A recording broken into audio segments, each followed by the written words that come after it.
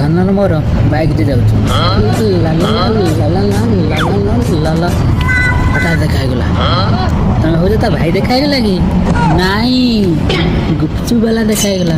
ଧନ କହୁଛି ଧନ ଗୁପଚୁପ ଖାଇବି। ଘର ନମୁକୁ ଖାଇବେନି କମନ କମୁ ଖାଇବି ପେଟ ଗଲାନି ଭୋକରେ।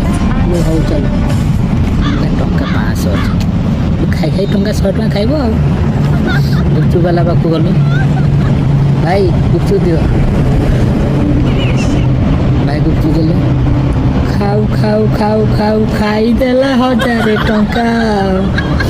ମୁଁ ସେଠି କ'ଣ କରିବି?